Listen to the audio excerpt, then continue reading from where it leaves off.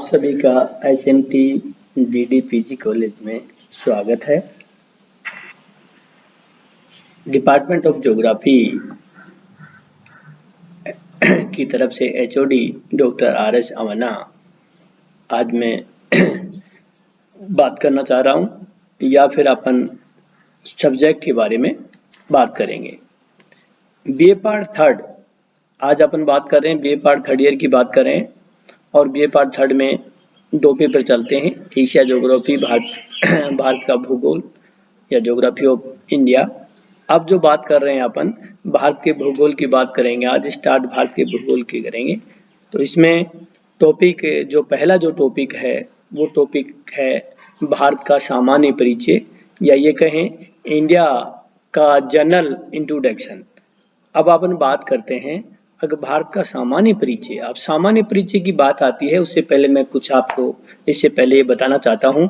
देखिए भारत का परिचय की बात करते हैं, introduction of geography, introduction of India की बात करते हैं तो हम सबसे पहले ये करें कि ये इंडिया का जो मानचित्र अभी अपन बात करेंगे आगे आएगा, इंडिया का मानचित्र दिखाई देता है, इंडिया का क्षेत्रफल दिखाई देता है। तो इससे पहले हम बात ये करेंगे कि भारत का जो सामान्य इंट्रोडक्शन की बात आती है तो उसमें पृथ्वी में भारत की स्थिति क्या है, पृथ्वी पर भारत की स्थिति क्या है, लोकेशन क्या है, यानी पृथ्वी में कौन से महाद्वीप में है, कहाँ है, उसका अक्षांश क्या है, देशांतर क्या है, उत्तर से दक्षिण, पूर्व से पश्चिम या फिर उसके चारों ओर उत्तर में हिमालय पर्वत है तो दक्षिण में आपका हिंद महासागर है। जब आप पूर्व की बात करते हैं, पश्चिम की बात करते हैं, तो इस प्रकार अपन जो बात कर रहे हैं वो आज बात करेंगे भारत का सामान्य परिचय की। आइए चलिए, ये हम जो बात कर रहे हैं वो भारत के मानचित्र कार्टोग्राफी को सहित बात करेंगे, नक्शे सहित बात करेंगे और सबसे पहले हम वही बात करेंगे भारत का एक मैप दिखाई मैप देखें और भारत के मैप में आप सबसे पहले यही देखें। सबसे पहले आप ऊपर जो जम्मू कश्मीर से स्टार्ट होते हैं और जम्मू कश्मीर से स्टार्ट होते हैं तो हम ये कहते हैं कि कन्याकुमारी से लेके आपका उत्तरी जो छोर होता है वो कन्याकुमारी से स्टार्ट होता है और जो दक्षिणी छोर होता है वो आपका आप इंदिरा पॉइंट के नाम से जानते हैं या फिर ये कहते हैं आप उत्तरी जो छोर होता है वो इंदिरा कोल के नाम से जानते हैं और जो दक्षिणी छोर होता है वो इंदिरा पॉइंट के नाम से जानते हैं। जैसे और पूर्व उसी प्रकार जैसे आप इधर पूर्व से पश्चिम की बात करें, उसी प्रकार आप पूर्व से पश्चिम की बात करें और पूर्व से पश्चिम की बात करें तो गुजरात से लेके आप अरुणाचल प्रदेश की बात करें तो इसमें देखिए भारत के चारों ओर देखिए। अब इसमें आप इसकी देखना चाहें तो देखिए आप भारत के अंतर्राष्ट्रीय सीमा कौन कौन सी लग रही है। अपन सबसे पहले सामान्य परिचय की बात करें तो अंतर्राष्ट्रीय सीमाओं की बात करें, भारत से कौन से जो देश है उनकी सीमाएं लगती हैं। जब आप उत्तरी सिरे से हिमालय पर्वत की ओर देखते हैं तो आप ये कहें आपका अफगानिस्तान लगता है, आप कजाकिस्तान की सीमा, कजाकिस्तान, अफगानिस्तान, पाकिस्तान और ये फिर इसके बाद आप इधर आ जाते हैं, पूरी साइड में आ जाते हैं तो पूरी साइड की बात करते हैं तो अपन चाइना का सबसे चाइना लगता है, नेपाल लगता है, आपका भूटान लगता है और भूटान के बाद जब नीचे आप त्रिपुरा के इसके आसपास आते हैं, मेघालय के पास, पश्चिम बंगाल के पास आते हैं तो आप बांग्लादेश की सीमा, क्योंकि बांग्लादेश की अगर बात करते हैं तो बांग्लादेश की सीमा बहुत ज़्यादा लगती है, टेढ़ी मेढ़ी सी इसी में दिखाई देती है, छोटी है लेकिन काफ़ी इसकी लेंथ की बात करें तो काफ़ी लंबाई में है। इस प्रकार आगे चलते हैं। हम अभी बात कर रहे थे भारत के सामान्य परिचय की और इसमें सामान्य परिचय में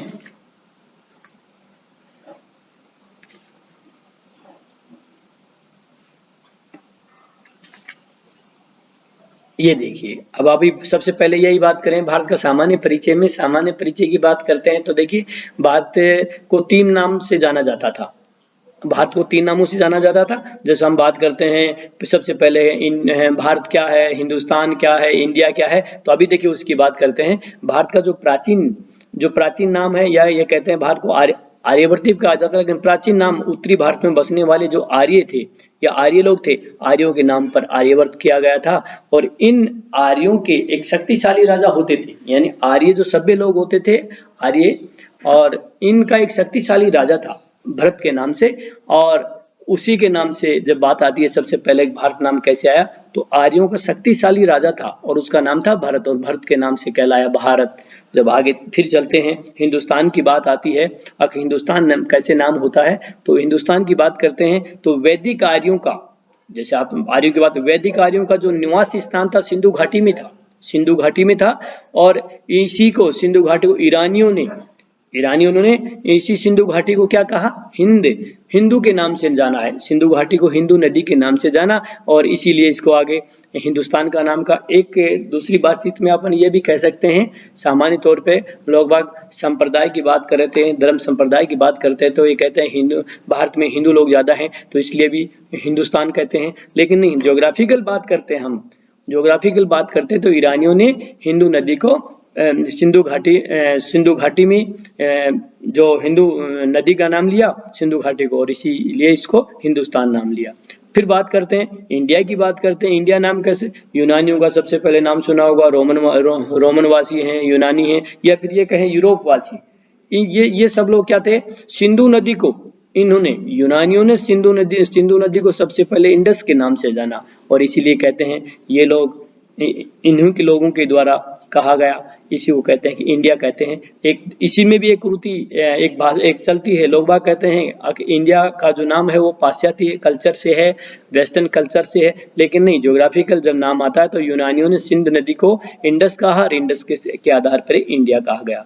अब बात करते हैं अपन, देखिए भारत के उत्तर में हिमालय पर्वत श्रृंखला है और दक्षिण में हिंदुकुश व सुलेमान पर्वत श्रेणियां, और उत्तर में पूर्वांचल पहाड़ियां, और दक्षिण विशाल हिंद महासागर से सीमांकित एक बहुत वृहद कहते हैं, बहुत बड़ा कहते हैं, भौगोलिक इकाई है, जिसे आप इस इतने बड़े क्षेत्रफल वाले देश को, इतने बड़े विशाल देश को भारतीय उपमहाद्वीप के नाम से भी कहते हैं। इसमें जब बात करें इसके आसपास, जब अभी बात कर रहे थे इससे पहले अपन भारत का मानचित्र देख रहे थे, उसमें कह रहे थे चारों ओर पाकिस्तान है, नेपाल है, भूटान है, बांग्लादेश और भारत आदि देश आते हैं।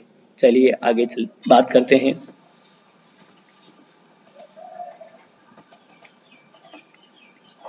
हाँ, अभी जब बात कर रहे थे इससे पहले, अब भारत की स्थिति की बात कर रहे थे, भारत की लैटिट्यूड लॉन्गिट्यूड की बात कर रहे थे, तो भारत के सामान्य परिचय के बाद में अपन बात कर रहे थे भारत की स्थिति या विस्तार की बात, भारत की लोकेशन या उसका विस्तार क्या है। जब अभी बात कर रहे थे अपन ये कह रहे थे कि भारत पृथ्वी पर भारत की स्थिति क्या है, एशिया में भारत की स्थिति क्या है, तो उसी आधार पर हम बात करें, क्योंकि किसी भी देश की, किसी भी क्षेत्र की, किसी भी रीजन की जो स्थिति लोकेशन होती है वो अक्षांशों के आधार पर होती है। तो अक्षांश की दृष्टि से भारत की स्थिति की बात करें, ये भारत पूर्ण रूप से जैसे उत्तरी गोलार्ध में है, और जब ये कहें तो अगर भारत की जो पृथ्वी पर स्थिति की बात करते हैं तो उत्तरी पूर्वी गोलार्ध में भारत स्थित है, लेकिन देशांतर की दृष्टि से देखा जाए तो पूर्वी गोलार्ध में स्थित है, और भारत का दक्षिणी जो हिस्सा होता है वो उष्णकटिबंध में आता है, और उत्तरी हिस्सा होता है वो उपोष्णकटिबंध में स्थित है। इसी आधार पर भारत का जो अक्षांशीय विस्तार होता है, कहें 8 डिग्री 4 मिनट उत्तरी अक्षांशों से, 8 डिग्री 4 मिनट उत्तरी अक्षांशों से 37 डिग्री 6 मिनट उत्तरी अक्षांशों तक। और इसी प्रकार जब देखें तो देशांतर की बात करते हैं, तो देशांतरीय जो विस्तार होता है वो 68 डिग्री 68 डिग्री 7 मिनट पूर्वी देशांतर से 97 डिग्री 25 मिनट पूर्वी देशांतर तक विस्तार है। और इन अक्षांशों और देशांतर के विस्तार के आधार पर ही जब ये कहें अगर भारत पृथ्वी पर उत्तरी पूर्वी गोलार्ध में स्थित है।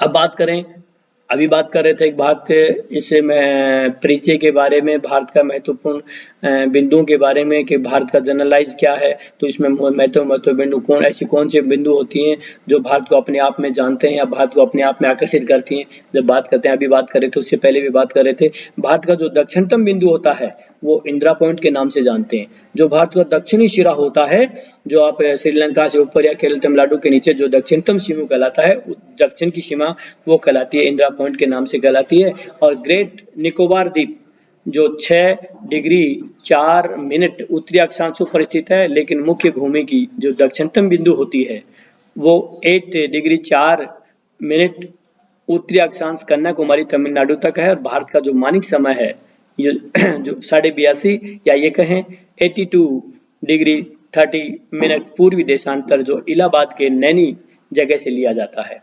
अब बात आगे कर रहे हैं इसी में, जब अपन ये बात आ गई भारत का उत्तर या दक्षिण क्या है तो इसका देशांतर कहाँ है भारत में और ये कहाँ से लिया जाता है, अभी बात कर रहे थे इलाहाबाद के नैनी से, तो हम बात कर रहे हैं अब इसी कड़ी में जो भारत का जो मानक समय रेखा पर जो भारत का मानक समय रेखा है, मानक समय रेखा पर उत्तर प्रदेश, मध्य प्रदेश, छत्तीसगढ़, उड़ीसा और आंध्र प्रदेश आदि राज्य स्थित हैं।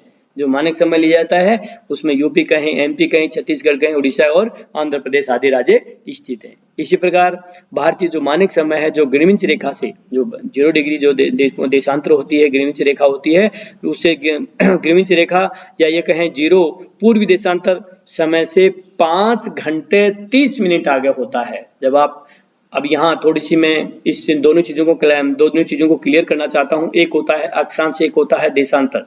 देखिए अक्षांश से किसी भी स्थिति, किसी भी क्षेत्र, प्रदेश, देश यानी लोकेशन की जानकारी मिलती है अक्षांशों से, लेकिन जब देशांतर की बात होती है तो देशांतर से समय की जानकारी होती है। और अभी लास्ट में अपन इसी में यही बात कर रहे थे। अब भारतीय मानक समय ग्रीनिच रेखा 0 पूर्वी देशांतर समय से 5 घंटे 30 मिनट आगे है। चलिए आगे बढ़ते हैं। अभी बात ये कर रहे थे अब भारत का, उससे पहले भारत का नक्शा और भारत के नक्शे की बात कर रहे थे। उत्तर से दक्षिण, पूर्व से पश्चिम और 28 इतने राज्य हैं, इतने केंद्र शासित प्रदेश हैं, इन राज्यों की ये राजधानी है, कैपिटल है। अब उसी क्रम में हम आगे बढ़ते हैं तो भारत के कुछ जैसे भारत के बिल्कुल जैसे पृथ्वी के मध्य से 0 डिग्री गुजरती है, भूमध्य रेखा गुजरती है, विषुवत रेखा गुजरती है, उसी प्रकार हम बात कर रहे हैं भारत के मध्य से भी एक रेखा गुजरती है। उस रेखा का नाम है कर्क रेखा। और कर्क रेखा की बात करते हैं, कर्क रेखा 23.5 यानी 23 डिग्री 30 मिनट उत्तरी अक्षांश लगभग भारत के मध्य से गुजरती है। यह रेखा जो कर्क रेखा जो गुजरती है ये भारत के 8 राज्यों से होकर गुजरती है।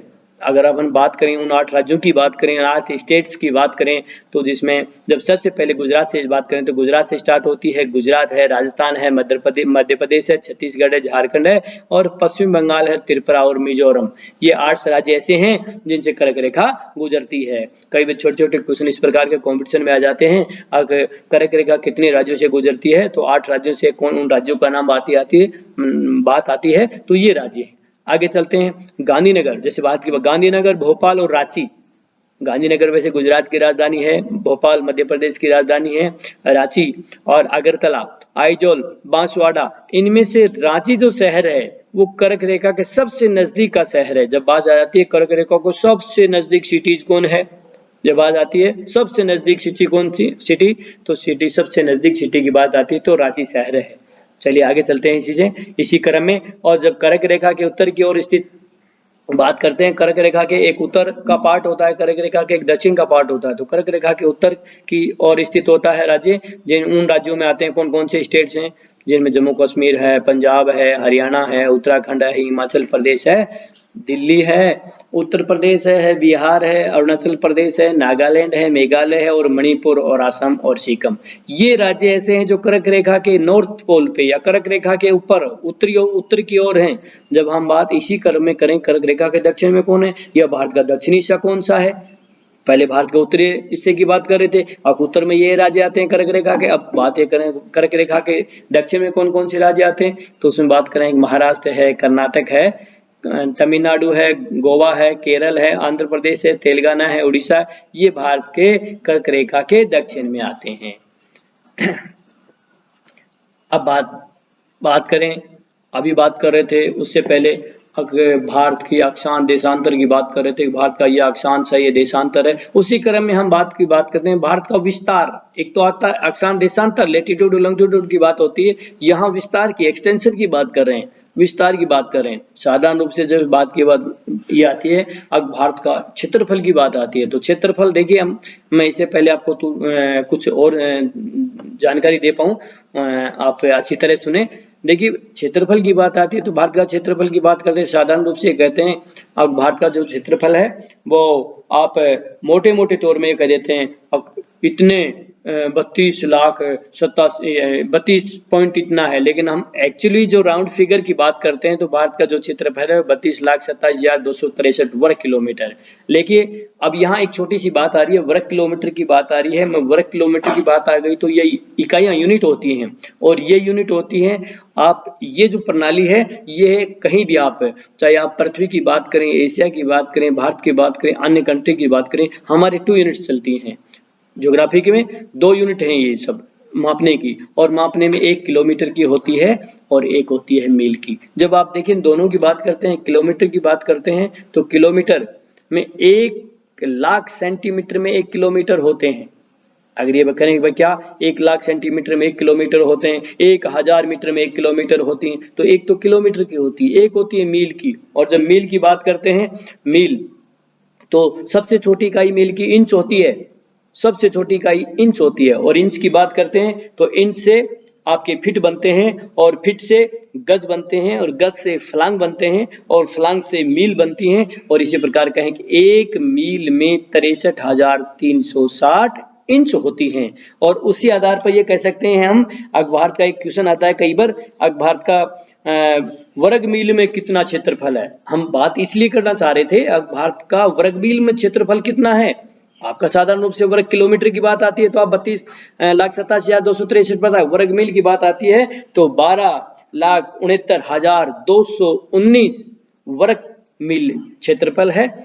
अब बात वही कर रहे थे, अब भारत का जो उत्तर में जो कश्मीर से लेकर दक्षिण में कन्याकुमारी तक का जो विस्तार है, उत्तर से दक्षिण 3214 किलोमीटर, और पूर्व में अरुणाचल प्रदेश से लेकर पश्चिम में कच्छ की खाड़ी, ये गुजरात का है, कच्छ का रन है, कच्छ की खाड़ी, कच्छ तक जो विस्तार है 2933 और किलोमीटर है। अब ये बात करें भारत का जो अभी मानचित्र देख रहे थे, वो जो मानचित्र है वो कार्टोग्राफी है इंडिया का, उसकी जो आकृति है उस आकृति की बात करें तो भारत की आकृति चतुष्कोणीय आकृति है। भारत के जो मानचित्र देखें तो कहें भारत का किस प्रकार का ट्रायंगल है, त्रिभुज है, समबाहुभुज है, तो इस प्रकार बात करें चतुर्भुज है। यह क्षेत्रफल की दृष्टि से भारत जो क्षेत्रफल की दृष्टि से विश्व का 7वां बड़ा देश है, विश्व का 7वां बड़ा देश है, यानी कि भारत से 6 बड़े देश हैं, 7वां है।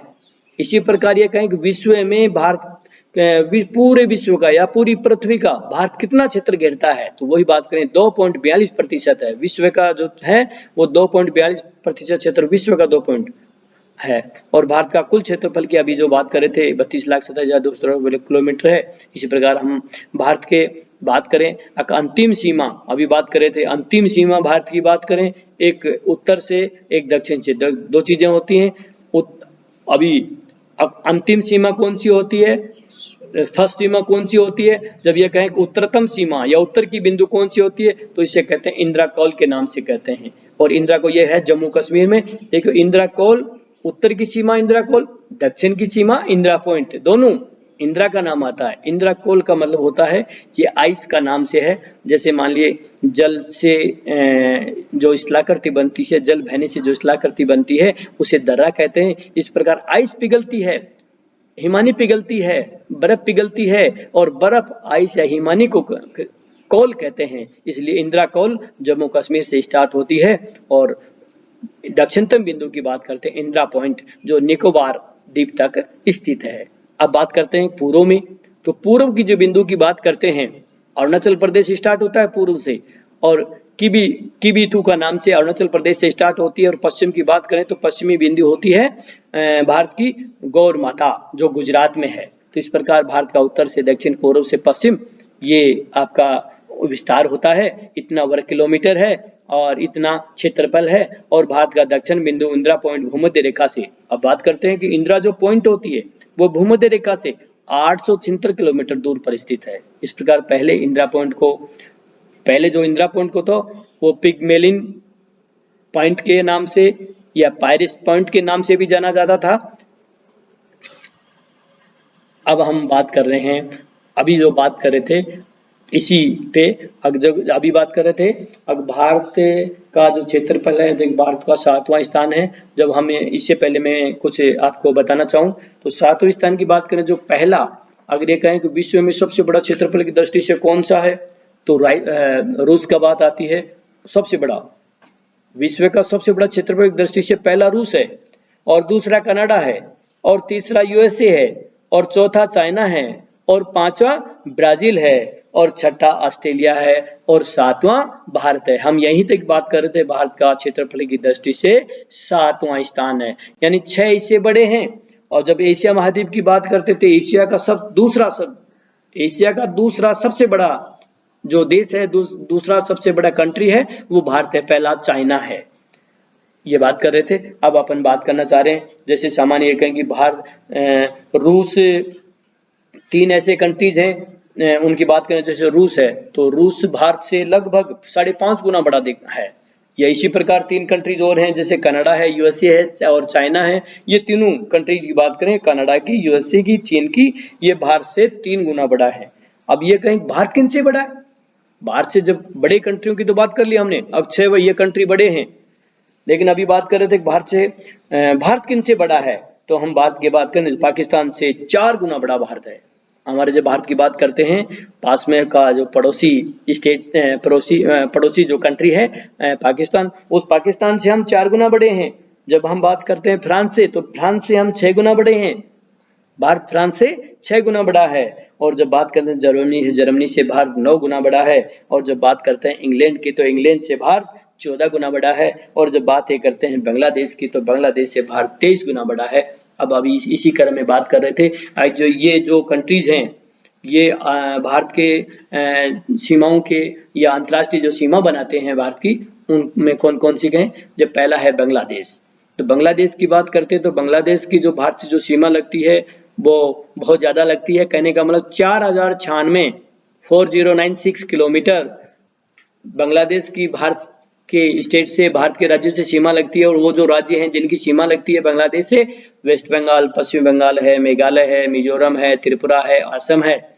इसके अलावा जो बात करते हैं दूसरे, पहला बांग्लादेश की सबसे ज्यादा, अभी कोई क्वेश्चन आ जाता है भारत की सबसे ज्यादा अंतर्राष्ट्रीय सीमा, तो बांग्लादेश की होती है। दूसरा है चाइना। जब चाइना की बात करते हैं, तो चाइना की सीमा भारत से 3917 किलोमीटर, 3917 किलोमीटर, और जिसमें कौन कौन से राज्य लगते हैं, जम्मू कश्मीर, हिमाचल प्रदेश, उत्तराखंड और सिक्किम, अरुणाचल प्रदेश, ये चाइना की लगती है। उसी प्रकार पाकिस्तान की जो सीमा भारत से लगती है, वो 33 से 10 किलोमीटर है। और इससे जो राज्य हैं, जो कौन कौन से राज्य हैं जो पाकिस्तान से सटे हुए, पाकिस्तान की बॉर्डर से, पाकिस्तान की सीमा से लगते हैं भारत के राज्य, उनमें से गुजरात है, राजस्थान है, पंजाब है, जम्मू कश्मीर है। और इसी प्रकार हम बात करते हैं हमारे पड़ोसी जो देश, एक छोटा सा देश है और हाल ही में चर्चित है काफी, जो नेपाल की बात आती है, तो ओली के नाम से प्रसिद्ध है। तो नेपाल की बात करते हैं, नेपाल 1752 किलोमीटर और देश की सीमा लगती है नेपाल से, हमारे भारत से सीमा लगती है नेपाल की 1752 किलोमीटर।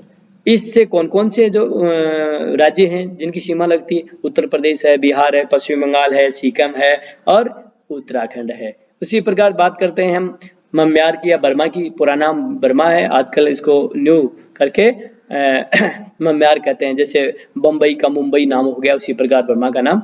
तो इसकी म्यांमार की जो सीमा है वो 1458 किलोमीटर है, जो भारत से लगती है। और भारत के जो राज्य हैं वो अरुणाचल प्रदेश, नागालैंड, मिजोरम और मणिपुर हैं। हम एक फिर छोटा सा देश भारत से है, भूटान। और भूटान की 587 किलोमीटर, 587, भूटान जो कंट्री है, भूटान जो देश है, उसकी भारत से जो सीमा लगती है 587 किलोमीटर लगती है। और इसे जो राज्य लगते हैं, राज्य की जो सीमा लगती है, कौन कौन से राज्य हैं, उनमें पश्चिम बंगाल है, सिक्किम है और अरुणाचल प्रदेश है और असम है। उसी प्रकार अब सबसे छोटी, जैसे अभी उससे बड़े को, जो सबसे बड़ी सीमा बांग्लादेश की लगती है 4096, तो अंतर्राष्ट्रीय सीमा की बात करें। और अंतर्राष्ट्रीय सीमा सबसे कम अफगानिस्तान की 80 किलोमीटर, 80। और इससे कौन कौन से राज्य, सिर्फ जम्मू कश्मीर। और इसी प्रकार हम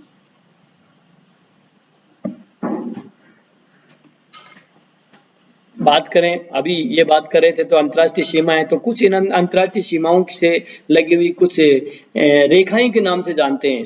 जैसे भारत और चाइना की, भारत और पाकिस्तान की, भारत और बांग्लादेश की, इस प्रकार की जो लाइन होती है उन लाइन को किस नाम से? सबसे पहले डोरंड रेखा की ना बात आती है। ये जो डोरंड रेखा है पाकिस्तान और अफगानिस्तान के बीच है। हमारे पाकिस्तान और अफगानिस्तान के बीच की रेखा को डोरंड रेखा कहते हैं। ये भारत और अफगानिस्तान के बीच की वाली रेखा है, जो 1884 में सर डूरंड के द्वारा, यानी कि उसका जो नाम करने वाले साइंटिस्ट, वैज्ञानिक या जियोलॉजिस्ट जो भी कहें, वो डूरंड के नाम है, उसी के द्वारा निर्धारित की गई थी। अब यह रेखा पाकिस्तान और अफगानिस्तान के बीच की है और भारत में बांग्लादेश को 3 बीघा गलियारा जोड़ता है। यानी कि कहते हैं कि जो 3 बीघा जमीन होती है वो गलियारा जोड़ता है इससे खाली। अब दूसरी एक नाम रेखा खूब आती है डूरंड के बाद में, मैकमोहन रेखा के नाम से जानते हैं। मैकमोहन रेखा क्या है? ये भारत और चाइना के बीच की रेखा है और ये रेखा 1914 में एक शिमला में निर्धारित की गई थी। शिमला जो भारत का शिमला हिमाचल में है, उसमें शिमला में निर्धारित की गई थी और ये भारत के अरुणाचल प्रदेश और चीन के मध्य सीमा को निर्धारण करती है। फिर इसी प्रकार हम जो मैकमोहन की बात करते हैं तो एक रेड क्लिफ रेखा की बात करते हैं। ये भारत और पाकिस्तान के बीच की रेखा है और ये रेखा 17 अगस्त 1947 को सर एस रेड क्लिफ के द्वारा निर्धारित की गई। अभी वो पहले बात कर रहे थे अपन, ये भी इस प्रकार का एक जूलिस्ट या साइंटिस्ट या उसके नाम से ही सर एस रेड क्लिफ के द्वारा की गई थी, इसलिए उसका नाम के आधार पर रख दिया गया। और भारत और पाकिस्तान के मध्य नियंत्रण रेखा का जो निर्धारण होता है वो 1972 में शिमला समझौता के तहत हुआ था। जो 1972 में जो समझौता हुआ था, शिमला समझौता, उसके तहत इस रेखा का निर्धारण हुआ था। एक बात ये करते हैं, कई बार आता है शून्य रेखा क्या होती है, 0 डिग्री क्या होती है? ये त्रिपुरा और बांग्लादेश के बीच में होती है। हमारा भारत के जो स्टेट है त्रिपुरा है और उसमें पास में लगता है कंट्रीज लगता है, छोटा सा देश है बांग्लादेश। त्रिपुरा और बांग्लादेश के बीच की जो पार्क अधिकृत क्षेत्र है, पाकिस्तान का जो अधिकृत क्षेत्र है, वो 1947 में आजादी के बाद पाकिस्तान ने स्थानीय लोगों की सहायता से जम्मू कश्मीर के कुछ क्षेत्रों पर कब्जा कर लिया था और बाद में जम्मू कश्मीर की रियासत ने भारत में विलय की घोषणा की, लेकिन मामला यूएनओ में चला गया और यूएनओ में चला जाने के बाद में इस प्रकार जम्मू कश्मीर का यह हिस्सा भारत का होता हुए भी पाकिस्तान के कब्जे में है, जिसे हम पार्क अधिकृत कश्मीर के नाम से जानते हैं, जिसके